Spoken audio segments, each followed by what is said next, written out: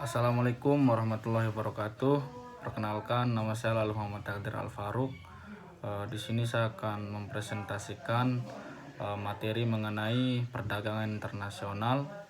Nah, tugas kali ini diperuntukkan untuk memenuhi penugasan dalam semester pendek di mata kuliah pengantar ekonomi makro. Nah, materi yang ingin saya presentasikan pada video ini adalah mengenai materi perdagangan internasional. Nah, perdagangan internasional merupakan aktivitas pertukaran barang dan jasa yang melibatkan berbagai negara, umumnya 2 atau lebih negara sebagai aktornya. Nah, perdagangan internasional ini merupakan sebuah perdagangan yang dilakukan antar negara guna menciptakan sebuah siklus dagang secara menyeluruh dan mendunia antar negara. Nah, perdagangan internasional ini tidak bisa dilakukan tanpa adanya suatu kerjasama yang sifatnya itu bilateral gitu. Artinya ada satu kerjasama yang pernah terjalin atau yang sedang terjalin antara 2 negara atau lebih. Nah, latar belakang adanya perdagangan internasional adalah keadaan di mana tidak semua negara bisa mencukupi kebutuhan dalam negerinya secara mandiri. Maka oleh sebab itu perdagangan internasional di sini dinilai cukup signifikan sebagai aktivitas yang bisa mendukung siklus atau kebutuhan-kebutuhan dalam negeri suatu negara. Nah, di Indonesia kita pernah melaksanakan perdagangan internasional itu telah melaksanakan perdagangan internasional itu sudah dari ratusan tahun yang lalu gitu. Dimulai dari zaman-zaman kerajaan Hindu-Buddha, Indonesia telah melaksanakan perdagangan internasional. Kemudian dalam skup dunia, perdagangan internasional ini dimulai berdasarkan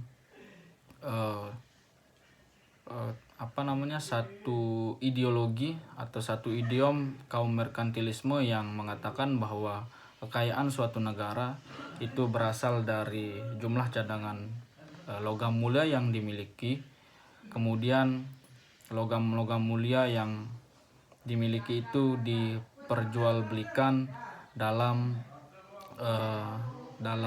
pasar internasional.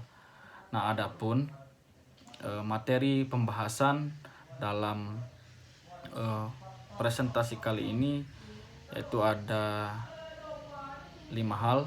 Yang pertama, mencakup pengertian perdagangan internasional. Kedua, teori-teori perdagangan internasional. Yang ketiga, faktor pendorong perdagangan internasional, kenapa bisa terjadi. Yang keempat itu manfaat perdagangan internasional. Kemudian yang kelima, bagaimana perdagangan internasional itu bisa berdampak terhadap perekonomian suatu negara. Oke, dari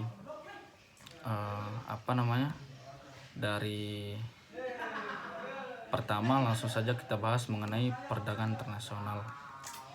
Perdagangan internasional seperti yang sudah saya kemukakan di muka merupakan perdagangan yang dilakukan oleh satu penduduk negara dengan penduduk lainnya.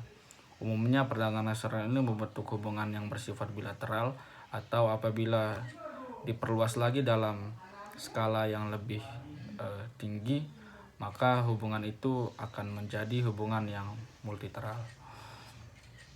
Nah, di banyak negara perdagangan internasional itu menjadi salah satu faktor utama untuk meningkatkan gross domestic product atau GDP, atau dengan dalam bahasa Indonesia disebut sebagai PDB.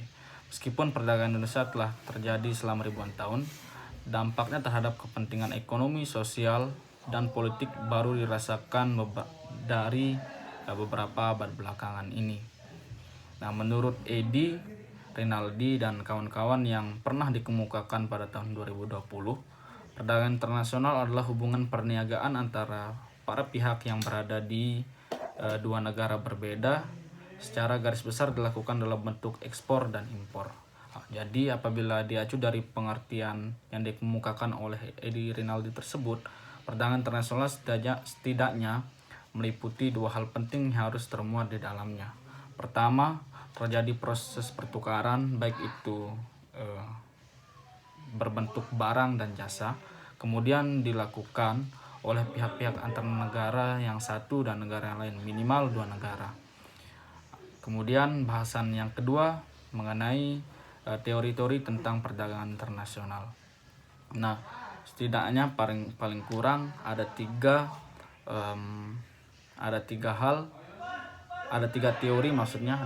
teori yang mendukung atau yang membahas mengenai perdagangan internasional.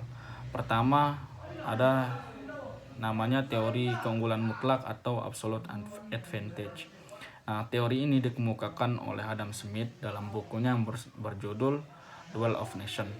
Nah, model Adam Smith ini memfokuskan pada keuntungan mutlak yang menyatakan bahwa suatu negara akan memperoleh keuntungan yang mutlak dikarenakan negara tersebut mampu memproduksi barang dengan biaya yang lebih rendah atau biaya yang jauh lebih rendah dibandingkan negara lain.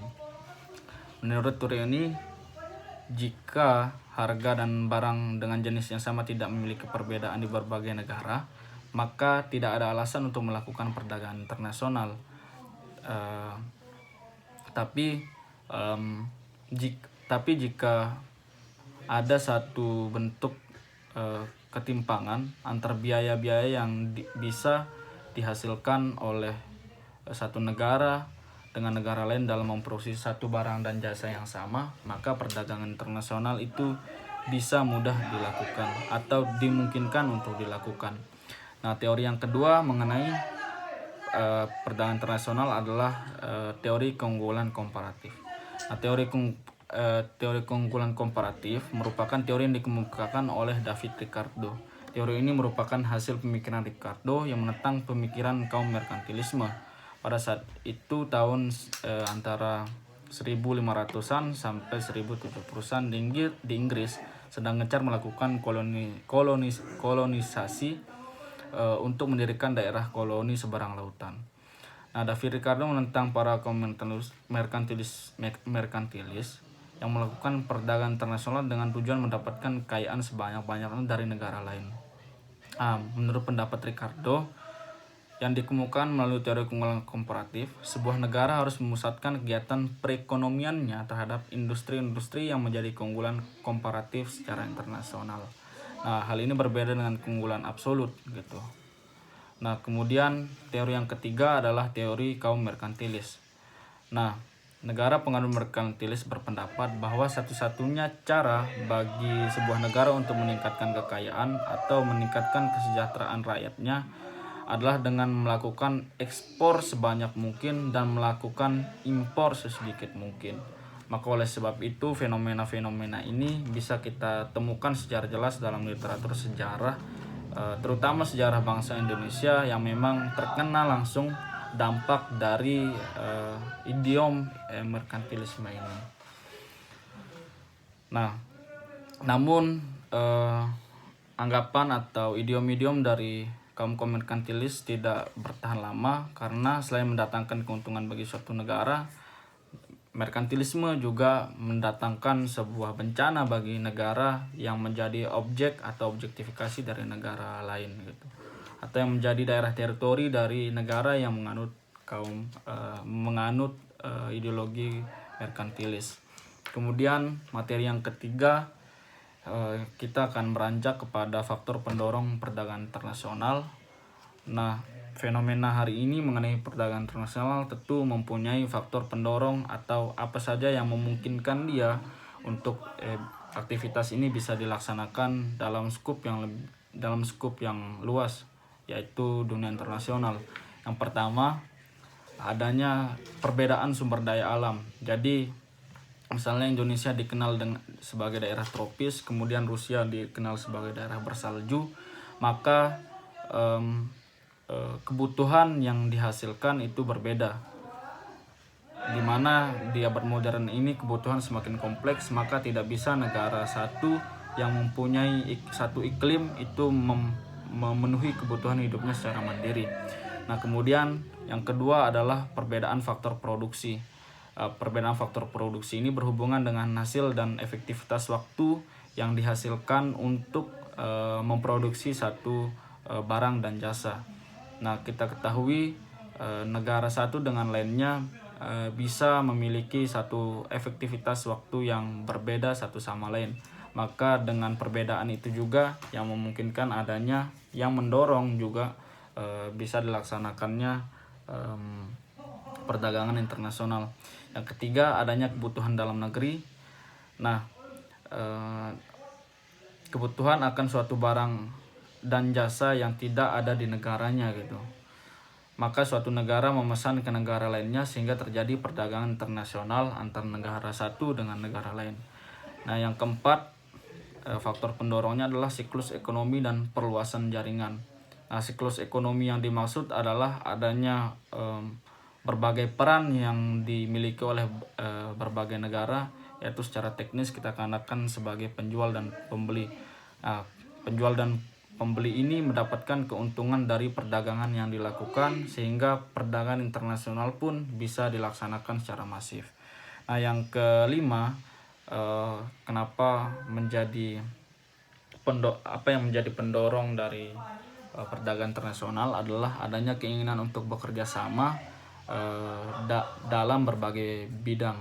Nah, ternyata perdagangan internasional juga tidak terbatas pada hubungan negara antar dua negara yang bersifat ekonomis, tapi hubungan-hubungan ekonomis itu bisa diperluas dalam skup bidang-bidang yang lain seperti bidang keamanan, bidang kerjasama sosial, kerjasama pendidikan, dan lain sebagainya.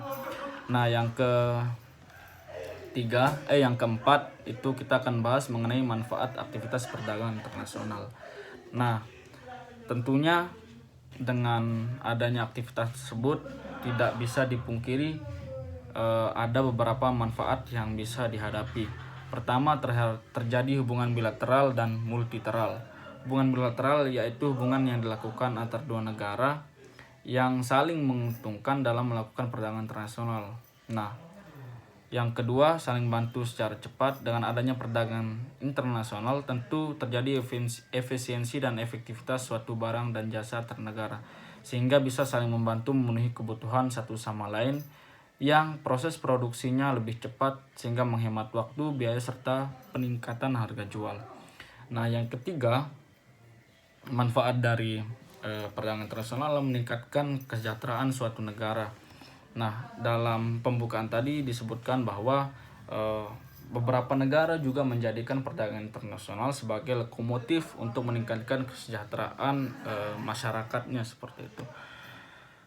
Nah, yang kelima, aktivitas-aktivitas itu juga tidak menutup kemungkinan atau sangat besar kemungkinannya menciptakan lapangan pekerjaan baru yang tidak bisa diserap oleh bidang-bidang lainnya gitu.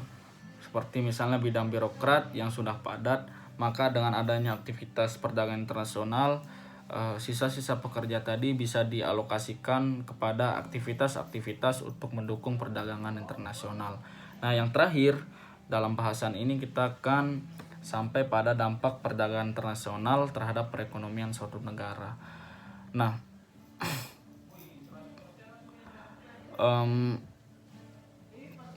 dampaknya bagi suatu negara itu sebetulnya bisa kita lihat dalam beberapa penelitian yang dilakukan oleh beberapa peneliti gitu. Nah, kebanyakan perdagangan internasional ini menjadi satu devisa asing, satu cadangan devisa asing yang bisa turut untuk mendongkrak tingkat PDB atau produk domestik bruto dalam suatu negara. Nah, kira-kira seperti itu presentasi yang bisa saya sampaikan. Kurang dan lebihnya mohon maaf. Bila taufiq wal hidayah. Wassalamualaikum warahmatullahi wabarakatuh.